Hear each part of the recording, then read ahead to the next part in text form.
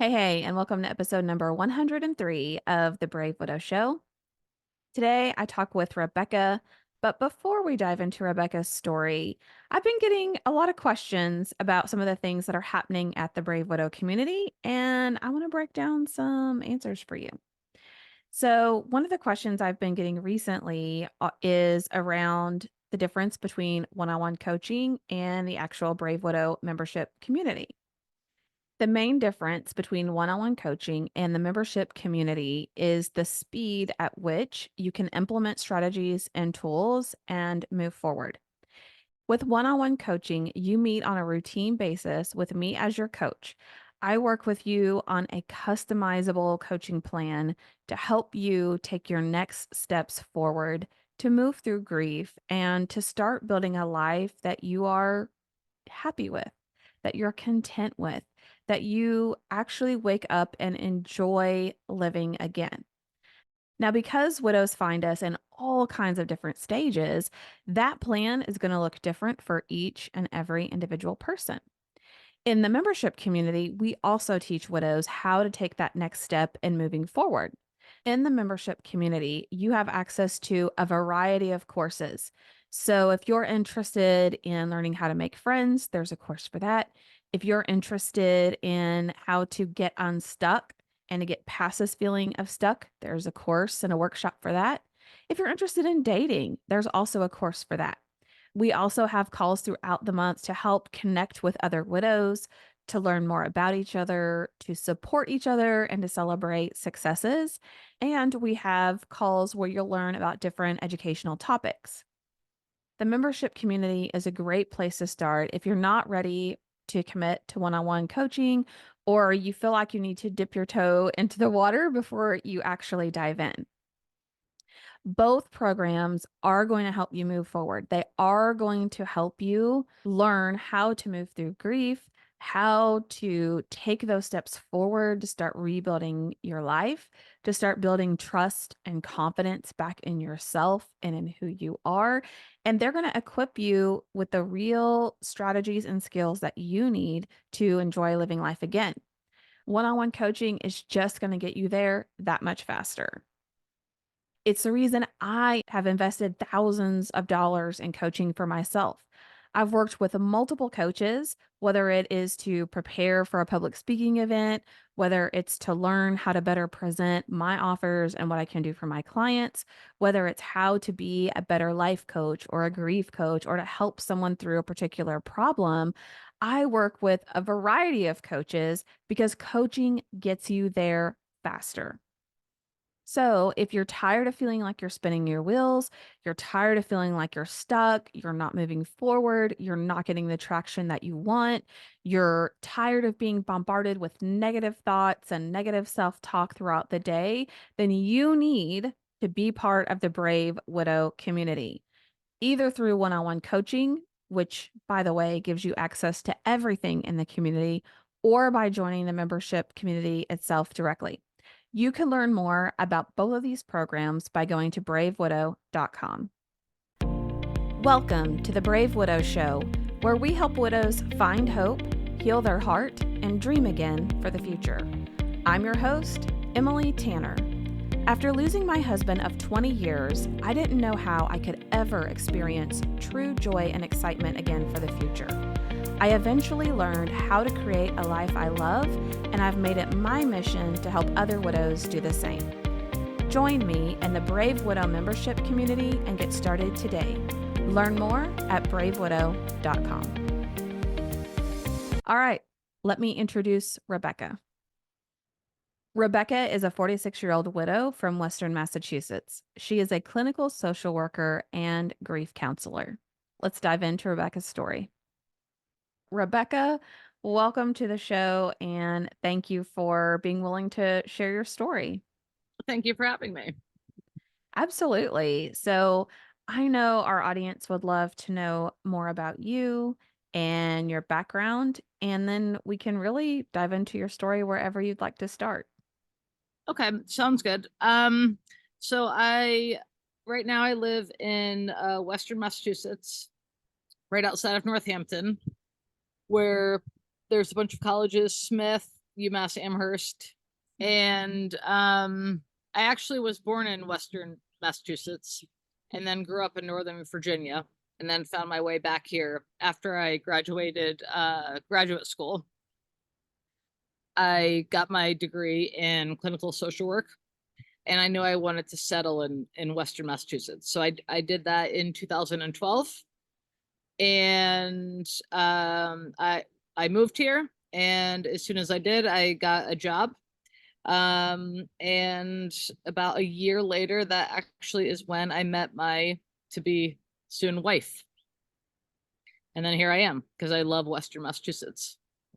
Awesome. I may have to visit there. It sounds like a nice place, and I'm totally digging your background with the I know, trees. I realized this is a good advertisement for it, isn't it? It's beautiful. It is, Yeah, yes. Okay. So tell us about like meeting your wife and what it was that you just really liked about her and what drew you guys together. sure, sure. So what I do as a clinical social worker is I do in-home therapy for families who are struggling with some type of trauma or major transition, often gaining custody of a child or losing custody or struggling with the transition in between. And my wife did some similar work, which was she coordinated the meetings of all the providers that it takes to make sure that these kids are safe. So I was assigned a family, and it's funny because I usually am very, very on time, but I was very late for a meeting one day because there was an unexpected blizzard that had hit Springfield, Massachusetts. So I was really late, and it was freezing, and I was walking up into this apartment, and I walked in, and everyone's at the meeting, and my wife is running this meeting, and I walk in, and she turns to me, and she's very unhappy that I'm late to this meeting. And then I have to like walk into the apartment's kitchen, which is like, not big enough to hold 3 people, and it's holding 10. And then I had to take off all my winter clothes that were very, very loud. And as soon as I started doing this, she sets down her pen and just stops the meeting. It's like dead silence. And she like looks up at me, and she's like, "You're late." And I said, "I'm really sorry." And then she continues on the meeting, and we leave. And then I got a text from her maybe a week later, asking me out to dinner. And that's how What? it started. Okay, what happened in that week? Just randomly out of the blue? Well, I have to say, I was not thinking at all that she was gay, so this was a shock. The social work community is very small, so everyone knows one another. I gathered later that she had asked around about me and etc. And then we had a meeting like a week later, and we saw each other, and it was like very friendly, and she walked out of the meeting, and then while I was sort of like wrapping up, she sent me a text while she was in the parking lot and said, "Do you want to go to dinner on?" It was February 15th, which was the day after Valentine's Day that year. And we went out to dinner, and 3 months later we moved in together. 2 months after that we were engaged, and then a year later we were married. And what were some of the qualities that you really liked about her other than, sounds like she's a very take charge type of person? She was, and so was I, and I think neither one of us were or had ever been with anyone similar. We always had sort of like the opposite, but for whatever reason that worked. And I think like both sets of our friends made that observation frequently, is like we always just like we gave each other like that challenge. They both, both of our groups of friends just couldn't believe that we were together in that way either, that that we would ever sort of be challenged like that by someone else. She was such a good person, just such an Mm. incredibly decent human being, and that was just true from the start. Yeah. It was so evident. So everything was fast and furious. You are together, you are committed to each other. And how long ago was that? What year was that you were So we married? met at the end of 2013 and were engaged in 2014 and then married in 2015. All right. And what was life like together? Amazing. Just absolutely amazing. I think we were so aware of how lucky we were to find each other. I mean, I want to say like mid 30s, right? Um, Mhm. that was probably 10 years ago. And she was early 40s. And we had both been in long-term relationships, and she actually had a son with someone and who was like the most important human being to her ever. We had lived with people, we had built lives and houses, and we'd done all of this. It's not like this was like, oh, this is we'd never done this and it was just like, fantastical. It wasn't like that. We never fought. We never said like one disrespectful word to one another. We so appreciated each other. And that was even, before we found out she was sick. We just Mm. we just knew from the start how lucky we were. And we said it all the time. We said Oh, it to each other all the time. It was just like an amazing connection. oh, it sounds like such a beautiful relationship and time that you had with each other, and that's amazing. Yep, it was. So, how long were you able to enjoy this relationship before you ended up learning that she was sick? Well, unfortunately, 4 months after we were married, my brother died. Mm. Um, and that certainly like affected our relationship, but also again, I think made us so grateful for one another.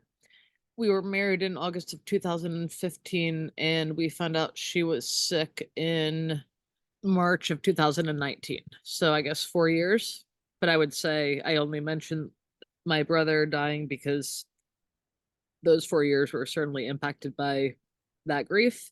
And she had also lost two siblings herself, one right when we met and one when she was 25 of the same thing that she ended up dying of.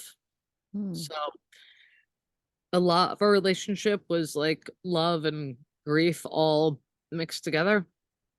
Okay. And I can't even imagine trying to work through some of those losses, and I'm sure that brought up for her some of her grief as well with her past experience. And then on top of that, learning that she has a similar illness as what her sibling died from. How do you even process all of that? It has not been easy. Yeah, that would be can't even imagine how difficult and hard that must be, and how blessed she was to have you there by her side and to walk those steps with her. And I can't, I would have never survived my brother's death without her. She was so, as she was in every way, just so incredible during that time. I don't know what I would have done without her. And what was that like as she was how long was she sick for? I mean, symptom wise, she like hindsight is 2020. So she was truthfully, she was sick all of 2018, but what we thought was vertigo and what her doctors thought was vertigo, which seems to happen so often with metastatic breast cancer that has spread to the brain. Um, so she was very symptomatic for the beginning of 2018, so much so that she was the most even keeled person you'd ever meet, and she got into this really bizarre like road rage accident in our car, and it was so unlike her. And I just kept asking all these questions how it happened, and it didn't make any sense. And only like a year later, when I saw the police report, did I understand like what was happening. But because the disease had spread to her brain, it was on her frontal lobe. Anger was one of the symptoms, and she just did these really odd things. And then she went to Brazil that summer to see her family. And she called me one night and she was in agonizing pain because her like lower back hurt. And she was just desperate for any pill that anyone could give her. And this was someone who wouldn't take an aspirin her entire life because she just would not take pills or anything. And she was like just doubled over in pain, and that turned out to be where one of the tumors were. And then uh from the time she got back until March of 2019, she was dizzy and nauseous and just very, very unlike herself until one morning we woke up and I just thought like this is not vertigo. Like I just kept reading about it and I understand that there's sort of like chronic vertigo, but it was still so severe that I said, you know, I think we have to go to the ER. And we walked into the ER and the ER doctor who was there that day just happened to be like right there in the little triage room, and my wife started reporting the symptoms, and you could like see the doctor like put it all together. I'm sure she already knew. And she said, "Come with me." And walked my wife like from the lobby to the CT scan, and it was like less than 15 minutes, and she walked back in and said, "Your wife has a massive tumor on her frontal lobe." I said, "Okay." I guess I was in shock and not like I knew something was very wrong, but that was, you know, that was big. And I said, okay, so like what next? And she said she needs to go down to Bay State and get a full body MRI. And I said, okay, I'll drive her. And this doctor like looked at me like I was insane. And she said, I don't even understand how your wife is walking and talking right now. I'm arranging an ambulance right now because there's a good chance she's going to stop breathing. And I need to be in the ambulance if that happens. Like, you're not taking your wife in a car. And then I guess I started to understand how serious it was. And so she went down in the ambulance and I met her down there and she did the full body MRI. And what has happened so many times is like I knew the results were in and everyone's avoiding us. And I can tell like the more they're avoiding us, the worse it is. And I had just gone through everything I had with my brother. So like it was literally on the same floor my brother died. I knew. And finally I just had a little fit and I was like, I need the results. And they sent, sorry, there's a mosquito. They sent a PA in and she said, unfortunately, like my wife's brain was covered in tumors. And at that point, they gave her about 3 to 6 weeks to live. How do you even, when you're in that situation, like wrap your mind around what's happening and what they're telling you from a prognosis aspect and what that means for the next few weeks together? I don't know that there are words to describe that. I do remember thinking when the doctor in the ER and our local ER who had found the original tumor, because the CT scan only picks up, you know, bigger things. So they only saw like one of the tumors. It was the MRI that saw the rest of the brain.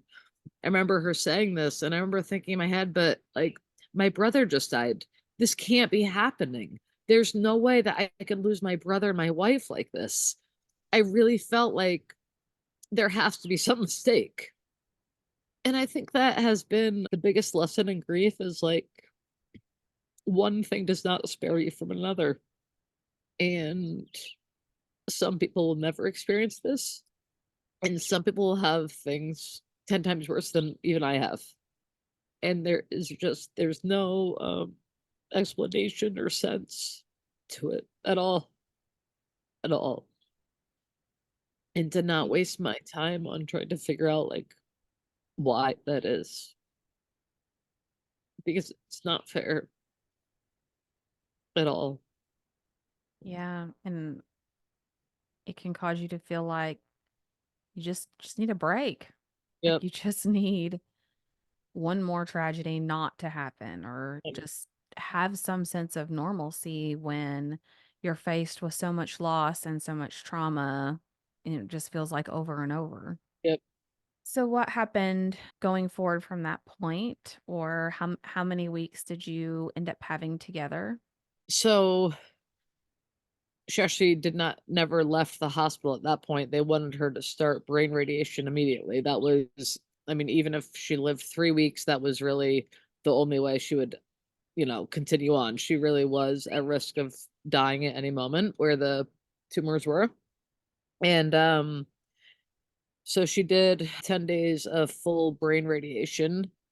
And the idea was that we would meet with her oncologist like a couple weeks later to start the every 3-week treatment that metastatic breast cancer requires, um, and figure out like how we are gonna, you know, move forward.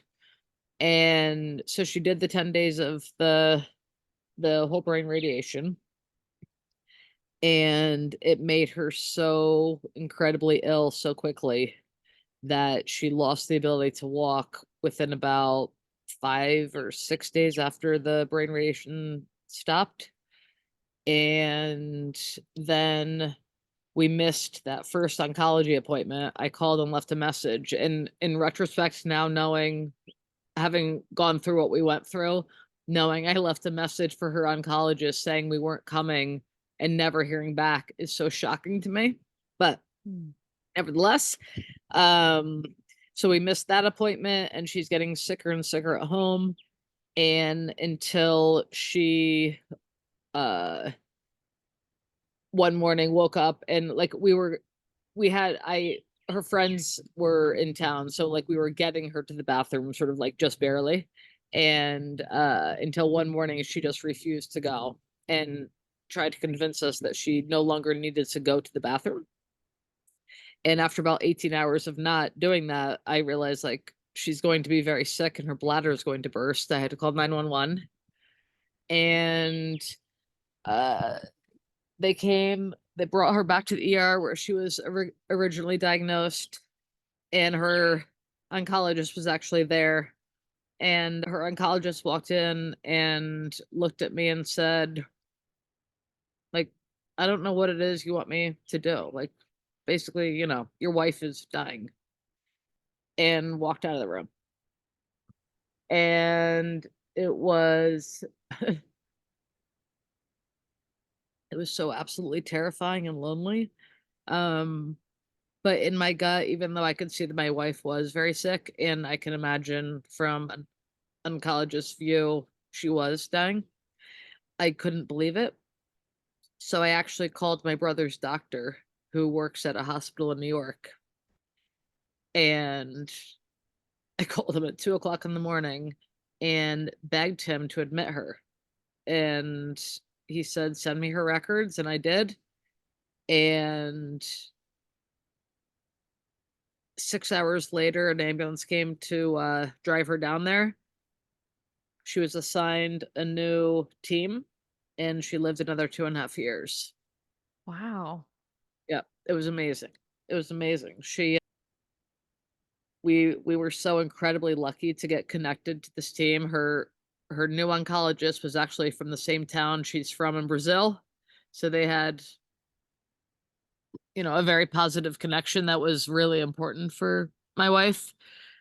Um, her neurosurgeon was willing to do a surgery that the neurosurgeon up in Massachusetts was not willing to do, because typically if you have that level of disease, it's not worth it to go in for one tumor when there's, hundreds.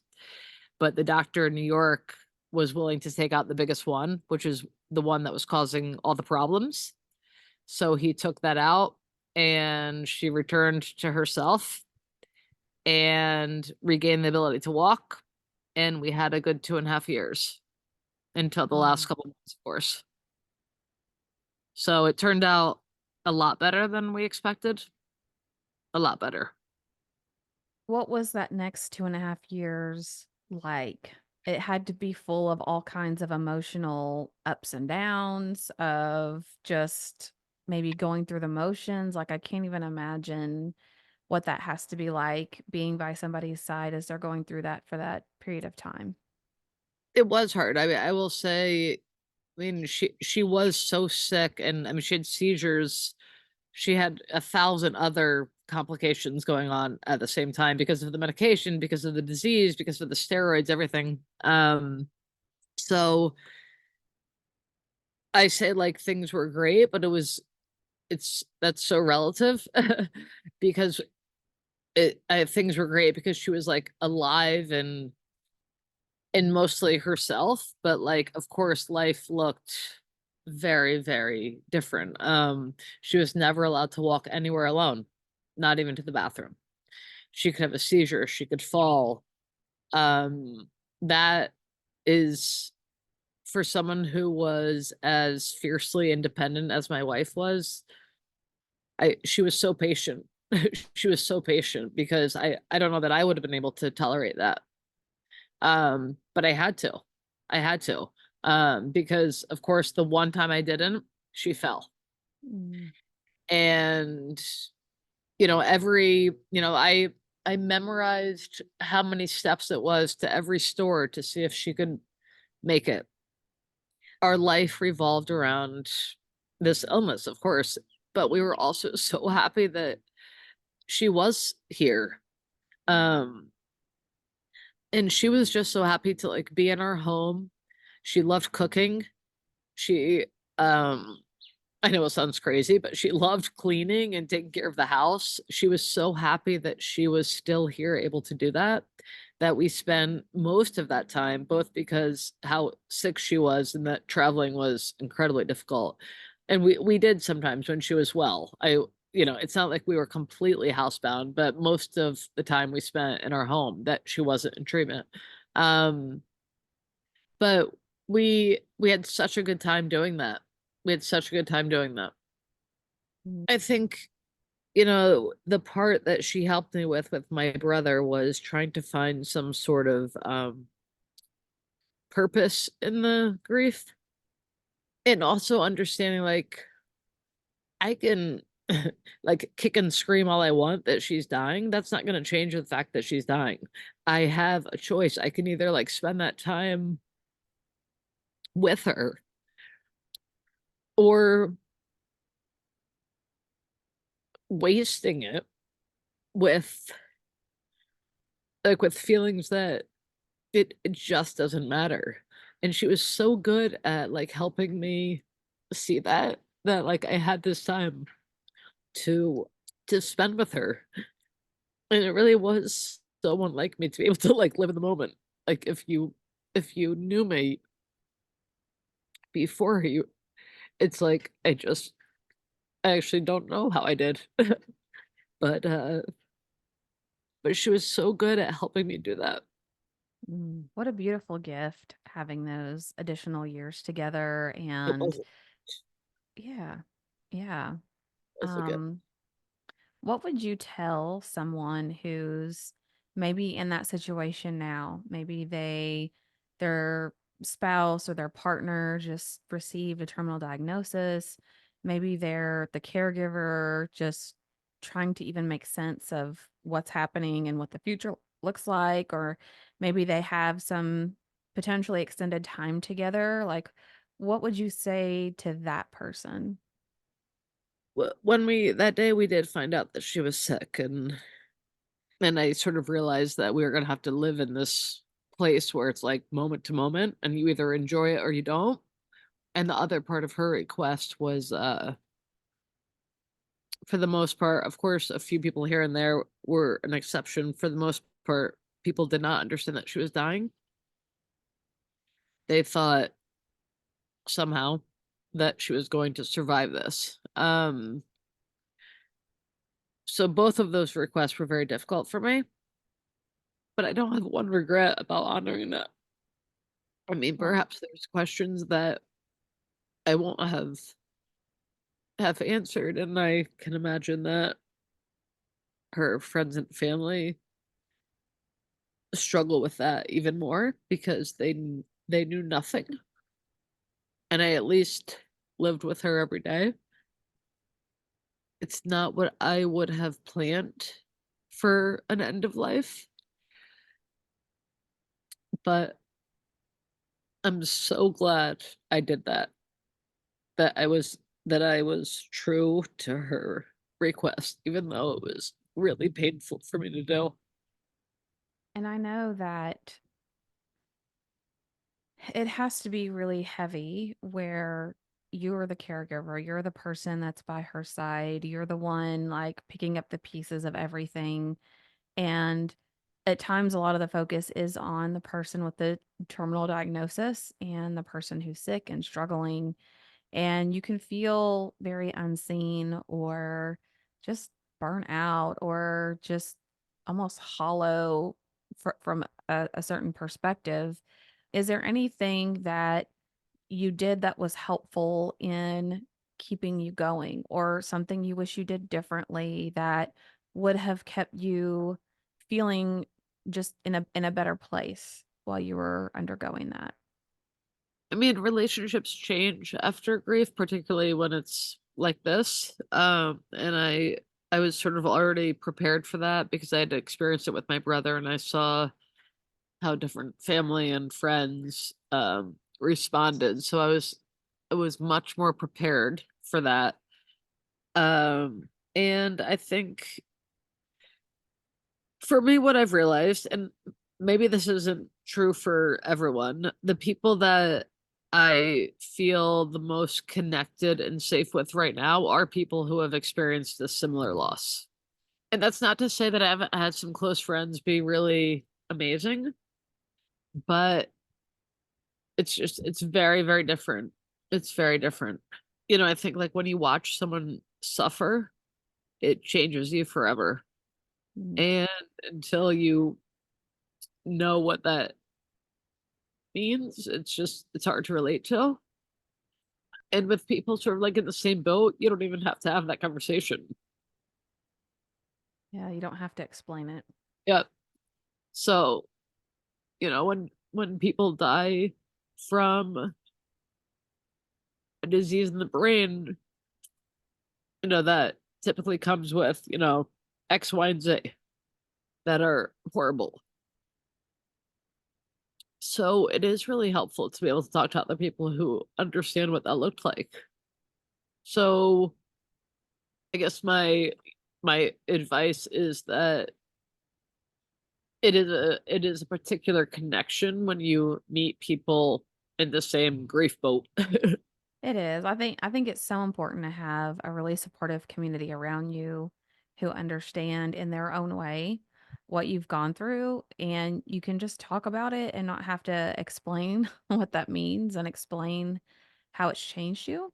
Yep. And I think sometimes it's good to have people around you that don't know how you were before, because then they're not trying to compare you So to how you true. were. I never thought about Yeah. that until you said that. I wonder if that's some of it. They don't have anything to compare it with. It's so true. Yeah. They're not waiting for you to go back to normal. Exactly. That's definitely Yeah. been helpful. Well, Rebecca, thank you so much for coming and sharing your story. Is there any last words of wisdom or any last words of encouragement that you would give to other widows who have a similar experience? I hate to say because it's so cliche to say because this is what they say to you in the beginning is like somehow it does get better. And I would say that is true. It's just it takes time. It takes time. And not to have I think, you know, often people have these expectations of what a year looks like, what 2 years looks like, and I can tell you that this 3rd year has been the most difficult Mm. for different reasons, but that it's hard to predict what part is going to be easy, what part is going to be hard. It's not linear. Um, but it sort of, you know, it slowly does get better. Yeah. Yes. And I think even though it feels cliche, it's meant out of a way to give people hope to not give up, that there is that light at the end of the tunnel. So thank you for just being so open and willing to share as much as you did about your story. And I know that it will resonate and help encourage other widows that are out there. Thank you. Are you a widow who feels disconnected? Do you feel like you're stuck or even going backwards in your grief? Widowhood can be lonely and isolating, but it doesn't have to be. Join us in the Brave Widow membership community and connect. We teach widows how to find hope, heal their heart, and dream again for the future. Find your purpose and create a life you love today. Go to bravewidow.com to get started.